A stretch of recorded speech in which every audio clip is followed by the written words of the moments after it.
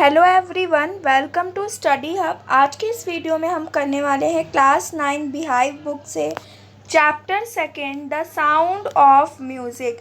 ये इस चैप्टर का पार्ट 1 होने वाला है, जिसमें हम एवलीन ग्लैनी की स्टोरी के बारे में पढ़ने वाले हैं। एवलीन ग्लैनी जो बिल्कुल भी सुन नहीं पाती हैं, लेकिन उनका म्यूज़िक में बहुत इंटरेस्ट होता है। अब म्यूज़िक एक ऐसी चीज़ है जिसे हम सुनते हैं, राइट, लेकिन बिना सुने भी उनका म्यूज़िक में इतना इंटरेस्ट था कि वो उस लाइन में गईं और उसके बाद उन्होंने बिल्कुल एक्स्ट्रा ऑर्डिनरी करके दिखा दिया।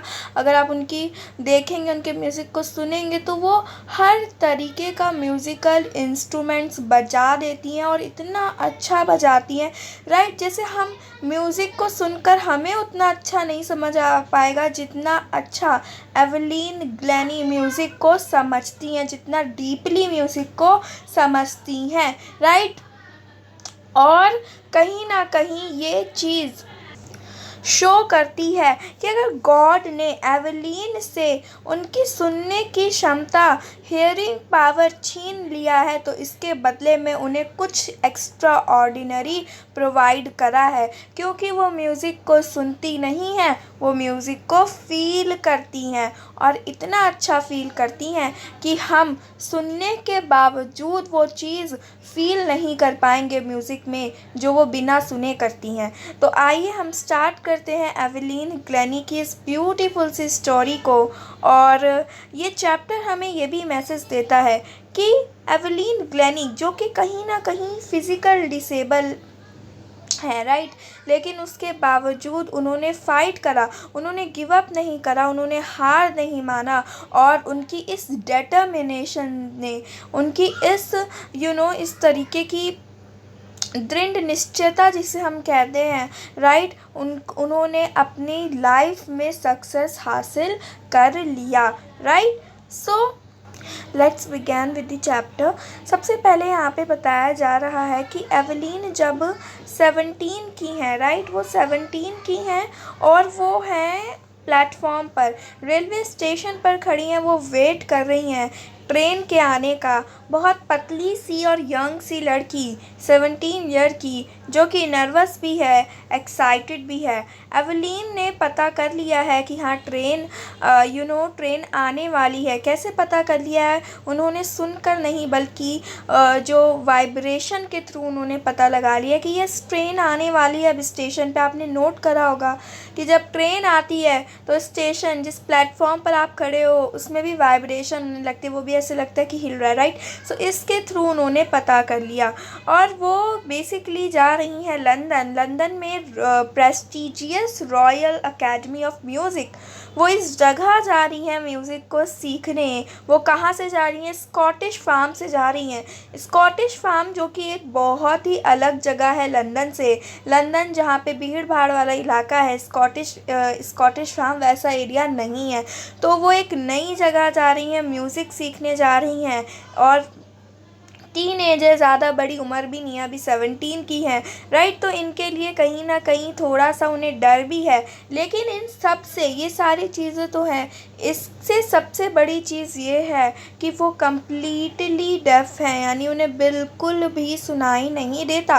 ये जो है एवलीन के सामने बड़ा चैलेंज है।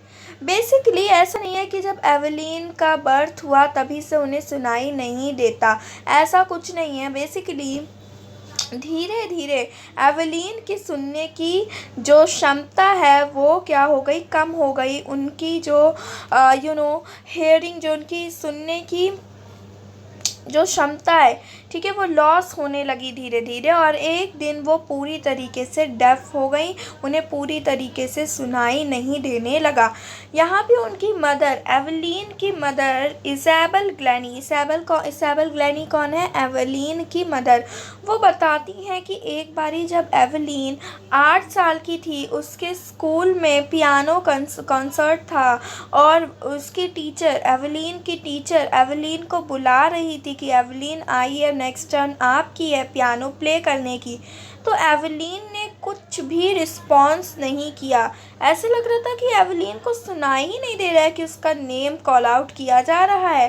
तब से एवलीन की मदर को कहीं ना कहीं कुछ गड़बड़ तो लग रही थी, लेकिन एवलीन कहीं ना कहीं इस बात को छुपाती है। वो ना ही अपने फ्रेंड से, ना ही अपने टीचर से, इनफैक्ट वो अपने पेरेंट्स से भी नहीं बताती कि उसे सुनने में कोई दिक्कत है। ठीक है, तो धीरे धीरे टाइम निकलता जाता है और एक वक्त ऐसा आने लगता है जब एवलीन के मार्क्स भी कम आने लगते हैं। अब जब एवलीन के मार्क्स कम आते हैं तो उसके प्रिंसिपल, स्कूल की जो टीचर हैं, वो उसके पेरेंट्स को बुलाते हैं। अब जब पेरेंट्स को बुलाते हैं तो कहते हैं कि ऐसा करिए, आप एवलीन को किसी स्पेशलिस्ट को दिखाइए, डॉक्टर वगैरह को दिखाइए, हमें तो कुछ प्रॉब्लम लग रही है। जब स्पेशलिस्ट के पास ले जाया जाता है एवलीन को, तब पता लगता है कि जो उनके सुनने की जो नर्व है जिसकी मदद से ईयर, जो कान के अंदर जो नर्व्स होती हैं जिसकी मदद से इंसान सुनता है, वो डैमेज हो गई है। दैट इज़ वाई एवलीन को सुनाई नहीं देता और डॉक्टर ने एडवाइस करा कि एवलीन को यूज़ करना पड़ेगा हेयरिंग एड्स। हेयरिंग एड्स क्या होता है? एक तरीके का इंस्ट्रूमेंट होता है जिसकी मदद से कान में लगाकर सुना जाता है, राइट। तो इस तरीके की चीज़ें एवलीन को यूज़ करनी पड़ेगी और एवलीन को एक ऐसे स्कूल में जाना पड़ेगा जहाँ पे सारे बच्चे डेफ हो, यानी स्पेशल स्कूल में जाना पड़ेगा। एवलीन को बिल्कुल भी नहीं पता था कि उसके साथ कुछ ऐसा होने वाला है और जब उसको ये चीज़ पता चलती है कि उसे नए स्कूल में जाना पड़ेगा जहाँ पे सारे बच्चे डेफ होंगे और उसको इस तरीके से एक स्पेशल लाइफ जीनी पड़ेगी, तब इसके लिए बहुत बड़ी शॉकिंग न्यूज़ होती है और उसने कभी सोचा नहीं था कि ऐसा हो जाएगा उसके साथ। और उसने बताया कि मुझे ऐसा लगा कि बस अब मेरी ज़िंदगी ख़त्म हो गई। ये चीज़ सुनने के बाद अंधेरा छा गया उसकी ज़िंदगी में और ऑब्वियसली वो सिर्फ अभी 11 इयर्स की थी जब उसे डॉक्टर के पास ले जाया गया और उसको ये सारी बातें बताई गई। लेकिन एवलीन की सबसे ख़ास बात ये थी कि वो हार नहीं मानने वाली थी, वो गिव अप नहीं करने वाली थी। उसने सोच लिया था कि उसे एक नॉर्मल लाइफ ही जीना है और उसका इंटरेस्ट था म्यूज़िक में। वो डिटरमाइन थी, वो दृढ़ निश्चयी थी। उसने सोच लिया था कि वो हार नहीं मानेगी, एक नॉर्मल लाइफ जिएगी और म्यूज़िक में इंटरेस्ट है तो म्यूज़िक में ही आगे वो अपना काम करेगी, राइट। एक दिन एवलीन नोटिस करती है कि उसके स्कूल में एक लड़की ज़ाइलोफ़ोन बजा रही है। ज़ाइलोफ़ोन क्या है? एक तरीके का म्यूज़िकल इंस्ट्रूमेंट, राइट। आप इसे सर्च भी कर सकते हैं। सो वो ज़ाइलोफ़ोन बजा रही है तो एवलीन ने डिसाइड करा कि वो भी इसे बजाएगी, वो भी इसे बजाना चाहती है। बेसिकली एवलीन के स्कूल के जो टीचर्स थे वो उसे डिस्करेज करते थे, यानी कहते थे कि तुम नहीं बजा पाओगी या तुम ऐसा नहीं कर सकती, तुम्हें तो ठीक से सुनाई भी नहीं देता। बट यहाँ पे एक पर्सन थे। परकशनिस्ट एक ऐसे पर्सन होते हैं जो कि तबला, ड्रम वगैरह बजाते हैं और ये थे रॉन फॉप्स जो कि जानते थे कि एवलीन के अंदर कुछ करने की पोटेंशियल है। एवलीन का म्यूज़िक में इंटरेस्ट है एंड डेफिनेटली वो ये चीज़ कर सकती है। तो उन्होंने एवलीन को मदद करा और 2 बड़े बड़े ड्रम्स ला कर दिए। उन्होंने एवलीन को एक बहुत अच्छी बात सिखाई। वो बात ये थी, उन्होंने कहा, रॉन फॉप्स ने एवलीन से कहा कि तुम म्यूज़िक को सुनो मत, तुम इसे अलग तरीके से सेंस करने की कोशिश करो, right. Try to sense it some other way, says Evelyn. बोला कि ऑब्वियसली एवलीन डेफ थी तो वो वैसे भी कानों से नहीं सुन सकती थी। दैट इज़ वाई रॉन फॉप्स ने कहा कि तुम इसे कानों से सुनने की कोशिश करो ही मत, तुम इसे अलग तरीके से सेंस करो, अलग तरीके से फील करो। और तब एवलीन कहती है कि मैंने रियलाइज़ करा कि मैं हायर ड्रम को फील कर सकती हूँ from the waist up and the lower one from the waist down. Evelyn ने यहाँ पे कहा कि अगर ड्रम में से तेज़ आवाज़ आ रही है तो मुझे ये फील हो जाता है, मेरे वेस्ट यानी कमर से लेकर ऊपर वाले बॉडी पार्ट तक मैं ये चीज़ फील करती हूँ। यानी आपको ये चीज़ थोड़ा सा समझना होगा।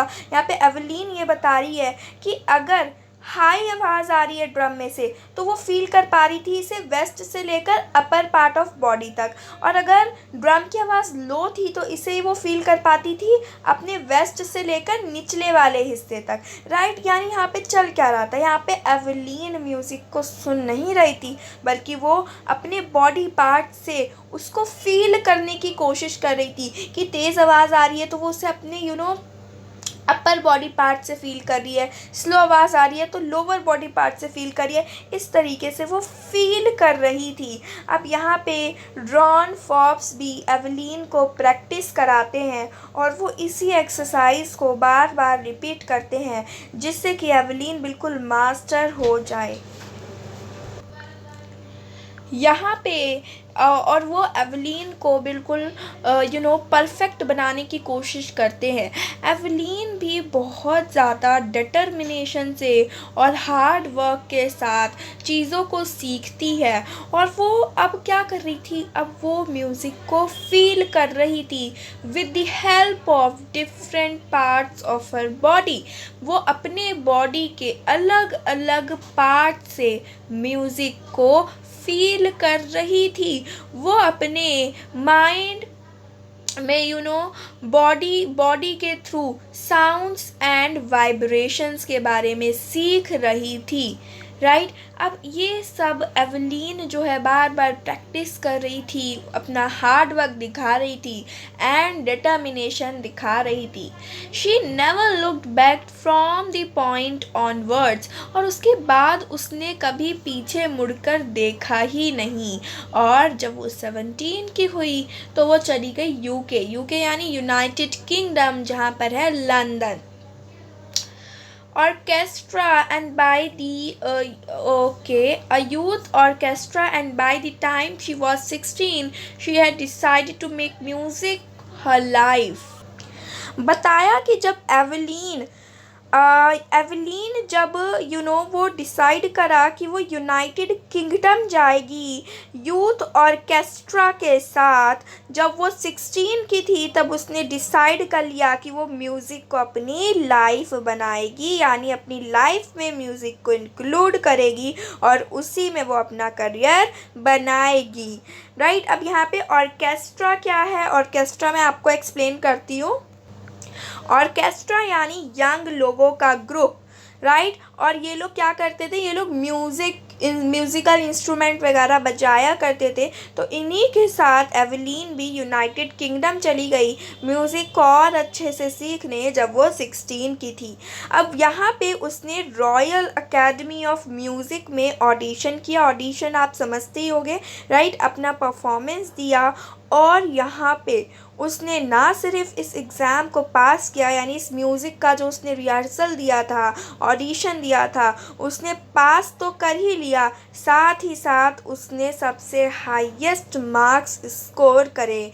इतने मार्क्स कि आज तक रॉयल अकेडमी ऑफ म्यूज़िक में कभी भी किसी ने इतने अच्छे मार्क्स स्कोर नहीं करे थे। आज तक की हिस्ट्री का, इतिहास का ये पहला समय था, हिस्ट्री में कभी भी किसी ने रॉयल अकेडमी ऑफ म्यूज़िक में कभी भी इतने अच्छे मार्क्स नहीं स्कोर करे थे म्यूज़िक में, जितना एवलीन ने किया था, राइट। तो ये बहुत हैरानी की बात थी कि एवलीन ने इस एग्ज़ाम को तो पास किया ही किया, साथ ही साथ उसने हाईएस्ट मार्क्स भी स्कोर किया।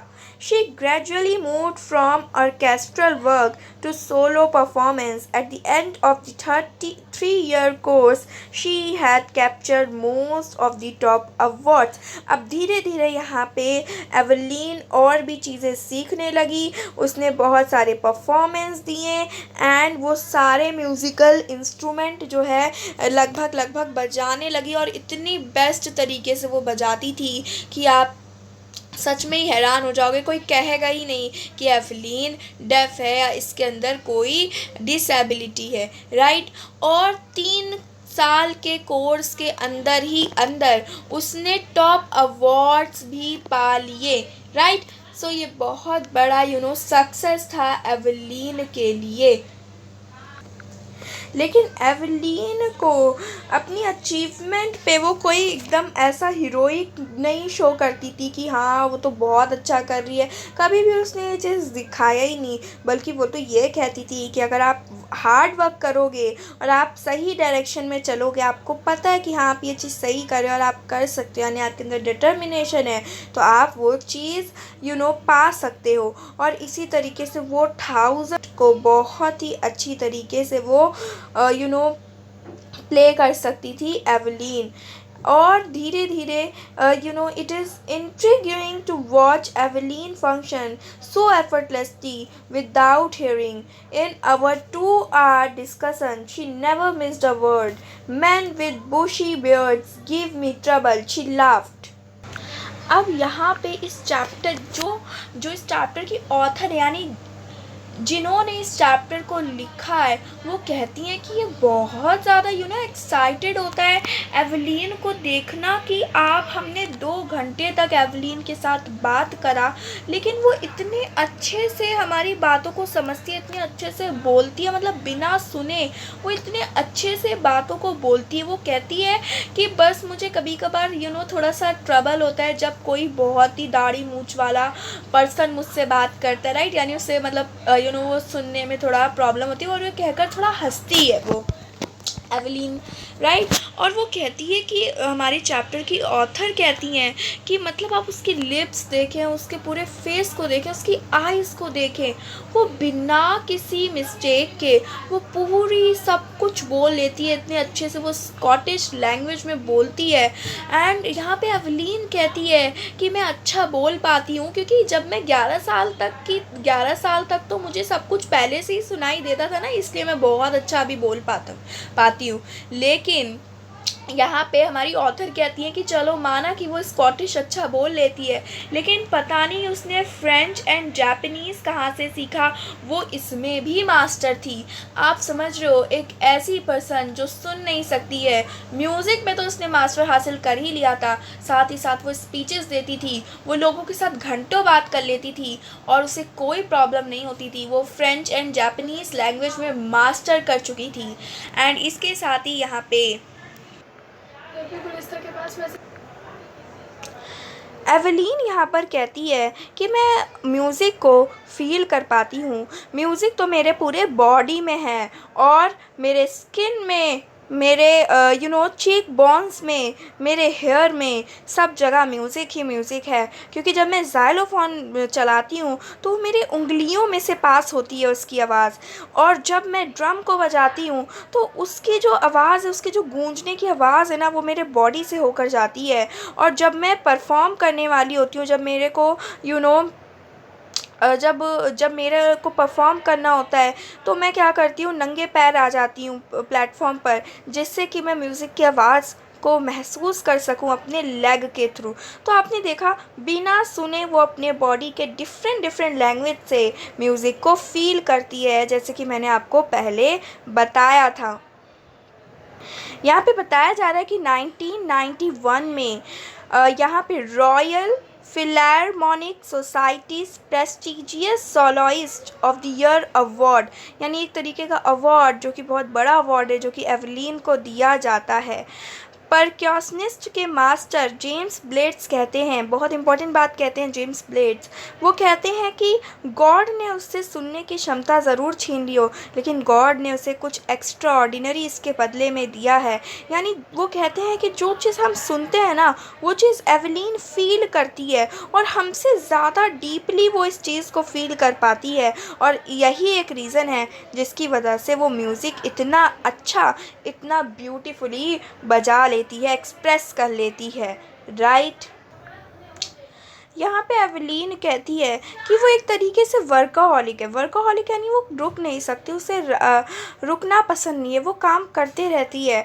कभी कभार ये उसके लिए क्लासिकल म्यूजिशियन से ज़्यादा हार्डर भी हो जाता है, मुश्किल भी हो जाता है, लेकिन वो जानती है कि इसका रिवॉर्ड, इसका रिज़ल्ट बड़ा होने वाला है।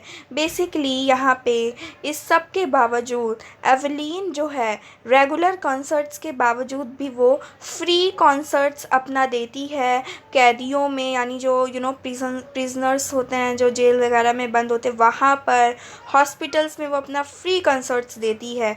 और she also gives high priority to classes for young musician, और कहीं ना कहीं वो हाई प्रायोरिटी भी देती है यंग म्यूजिशियन जो है उसके लिए, उनके लिए उन्हें इम्पोर्टेंस देती है aeolian. And Richlin of the Beethoven Fund for Deaf Children says she is a shining inspiration for deaf children. They see that there is nowhere that they cannot go. यहाँ पे एक और पर्सन का नाम आया है एन रिचलिन। एन रिचलिन जो कि बीटोवन फंड बेसिकली एक ऑर्गेनाइजेशन है डेफ चिल्ड्रन के लिए है। तो एन रिचलिन कहती हैं कि जो एवलीन है वो एक तरीके की इंस्पिरेशन है डेफ चिल्ड्रन के लिए, और अब डेफ चिल्ड्रन को भी लगता है कि वो सब कुछ कर सकते हैं, ऐसा कुछ नहीं है जो वो नहीं कर सकते। एवलीन उनके लिए एक तरीके का मोटिवेशन है। एवलीन ने वो करके दिखा लिया था जो शायद ही उसके डबल, यानी उसके जो उम्र के जो बड़े बड़े लोग हैं वो इतनी बाद में जाकर जो अचीवमेंट को पाते हैं वो एवलीन ने इतनी छोटी उम्र में ही पा लिया था। और एवलीन ने बड़े बड़े म्यूजिशियंस को भी मात दे दिया था। इसके साथ ही एवलीन हैंडीकैप्ड के लिए, ऐसे लोगों के लिए जो किसी ना किसी फ़िज़िकल डिफ़ॉर्मिटीज़ का शिकार होते हैं, उनके लिए एक बहुत ही बड़ा इंस्पिरेशन है। एंड यहाँ पे कहते हैं कि people will look to her and से, यहाँ पे लोग एवलीन को देखकर कहते हैं कि अगर एवलीन कर सकती है तो मैं भी कर सकता हूँ। और एंड नॉट द लीस्ट, यहाँ पे बहुत अच्छी बात कहा गया है कि एवलीन कहीं ना कहीं एक बहुत ही बड़ा इंस्पिरेशन है, प्लेज़र देती है लोगों को, खुशी देती है मिलियंस ऑफ दी पीपल को, राइट। सो यहाँ पे डिबोरा कॉली एक बहुत ही ब्यूटीफुल सा चैप्टर हमारे सामने एंड करती हैं। एंड आई होप आपको भी ये चैप्टर पसंद आया होगा, समझ आया होगा, एवलीन की स्टोरी समझ आई होगी। आप एवलीन के बारे में और भी आउट ऑफ द इंटरेस्ट पढ़ सकते हैं, सर्च कर सकते हैं। बाकी मैं आपसे मिलूँगी पार्ट 2 ऑफ दी चैप्टर, इस चैप्टर के पार्ट 2 में मैं आपसे मिलूँगी। अगर आपको पसंद आया हो तो प्लीज़ चैनल को सब्सक्राइब कर दीजिए। And thank you for watching.